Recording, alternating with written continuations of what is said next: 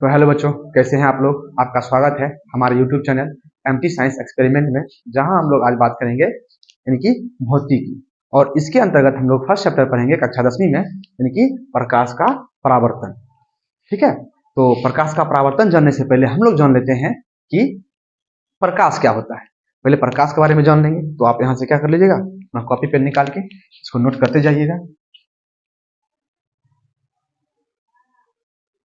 प्रकाश क्या होता है, इसको इंग्लिश में बोलते हैं लाइट।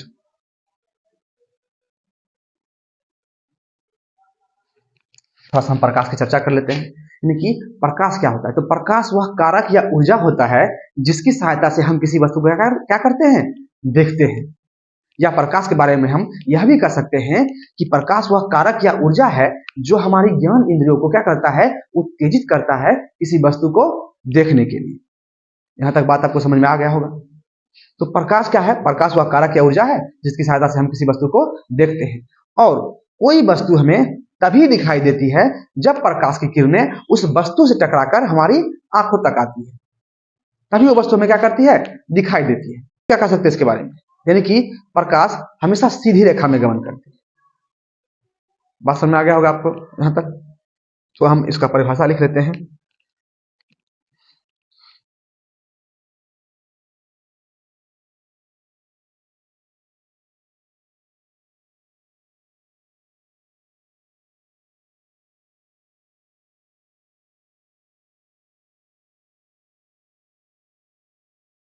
यहाँ तक इसको नोट कर लीजिएगा, यहाँ से स्क्रीनशॉट ले सकते हैं। मैं इसको क्या करता हूँ, मिटा देता हूँ।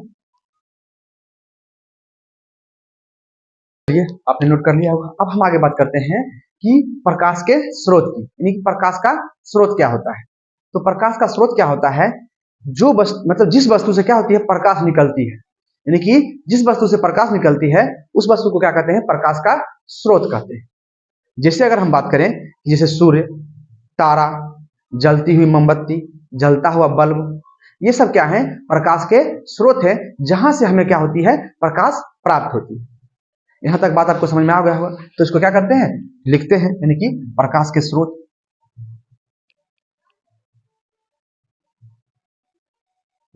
प्रकाश के स्रोत की बात करते हैं, प्रकाश के स्रोत की, इसको बोलते हैं इंग्लिश में सोर्स ऑफ लाइट।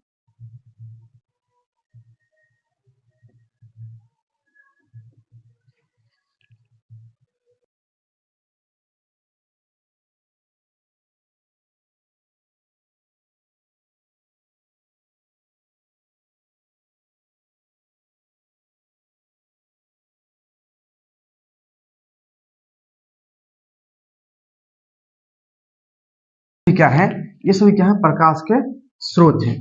और ये सूर्य और तारे क्या हैं, प्रकाश के प्राकृतिक स्रोत हैं। इसे बोलते हैं, सूर्य तारे को प्रकाश के प्राकृतिक स्रोत। इसको लिख देते हैं, प्राकृतिक स्रोत। और ये दोनों क्या होती है, मानव निर्मित स्रोत या कृत्रिम स्रोत बोल सकते हैं इसको। प्रकाश का मानव निर्मित स्रोत, निर्मित स्रोत। तो यहाँ से आपको यहाँ तक बात समझ में आ गई होगी कि प्रकाश के स्रोत क्या होते हैं। तो जिस वस्तु से प्रकाश निकलती है उसे उस वस्तु का प्रकाश स्रोत कहते हैं। यहाँ तक कोई दिक्कत नहीं, इसको आप नोट कर लीजिए या तो स्क्रीनशॉट ले लीजिए। इसको क्या करते हैं, हम मिटा देते हैं।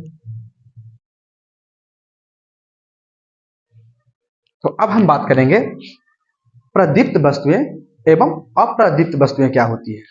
तो मैं इसको लिख देता हूं पहले, प्रदीप्त, इसको दीप्तिमान ही बोलते हैं, या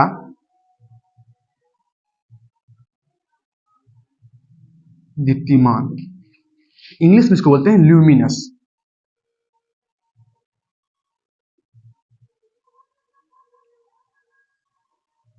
लुमिनस। एक होता है अप्रदीप्त वस्तुएं, वो भी लिख देते हैं, साथ ही उसको भी पढ़ लेंगे।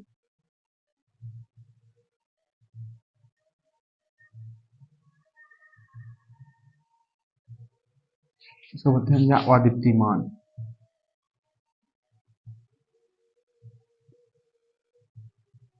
इसको बोलते हैं नॉन ल्यूमिनस।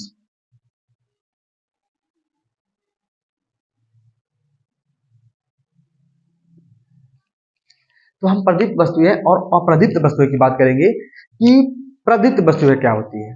कि वे वस्तुएं जो क्या करती हैं, स्वयं प्रकाश उत्सर्जित करती हैं, यानी कि वे वस्तुएं जो स्वयं प्रकाश उत्सर्जित करती हैं उसे क्या कहते हैं, प्रदीप्त वस्तुएं कहते हैं। जैसे अभी हम बात करें जितने भी प्रकाश के स्रोत हैं उस सभी को हम क्या बोल सकते हैं, प्रदीप्त वस्तुएं बोल सकते हैं। जैसे कि सूर्य, तारे, जलता हुआ बल्ब, जलती हुई मोमबत्ती, ये सभी क्या है, प्रदीप्त वस्तुएं होती है। ठीक है। और अप्रदीप्त वस्तुएं या अदीप्तिमान वस्तुएं किसको बोलते हैं, जो प्रकाश स्वयं उत्सर्जित नहीं करती है। जैसे हम बात करेंगे टेबल, कुर्सी, किताब, कलम, ये सब क्या है, अप्रदीप्त वस्तुएं हैं या अदीप्तिमान वस्तुएं हैं। यहाँ तक आपको बात समझ में आ गया होगा। हम क्या करते हैं, इसका परिभाषा लिख लेते हैं, आप लोग नोट कर लीजिएगा।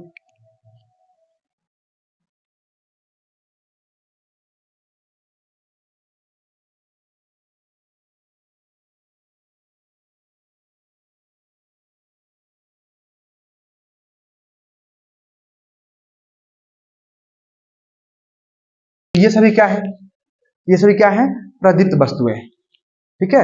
एक जुगनू भी होता है, उसको भी कह सकते हैं प्रदीप्त वस्तुएं, क्योंकि जुगनू का भी अपना स्वयं का प्रकाश होता है। अब बात करते हैं अप्रदीप्त वस्तुएं या अद्वितीयमान वस्तुएं की।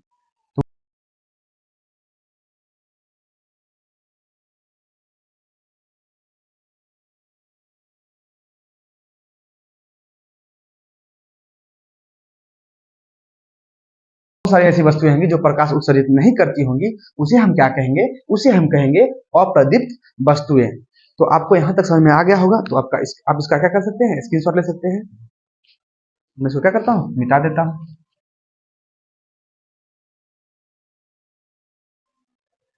तो चलिए अब हम बात करेंगे प्रकाश के प्रकीर्णन की।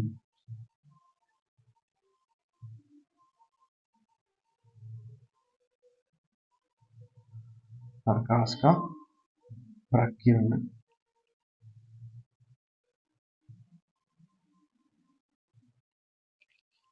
इसको बोलते हैं इंग्लिश में स्कैटरिंग ऑफ लाइट।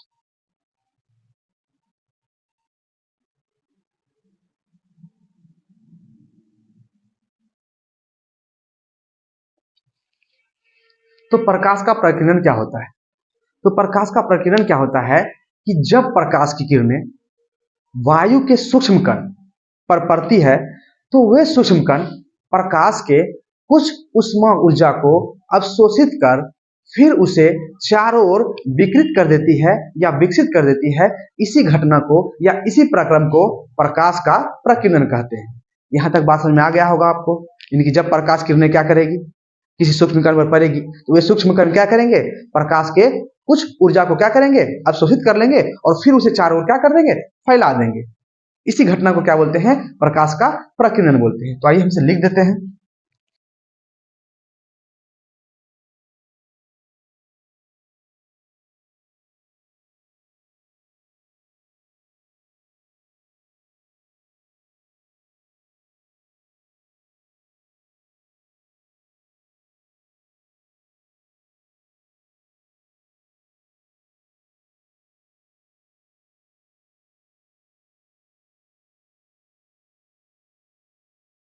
तक आपको बात समझ में आ गया होगा। इसका अगर हम एग्जांपल देखें, यानी कि होती घटना कैसे है, जैसे अगर हम मान लेते हैं ये क्या है, वायु के सूक्ष्म कण है या कोई सूक्ष्म कण है जिसपे क्या होती है, कोई प्रकाश आ रही है।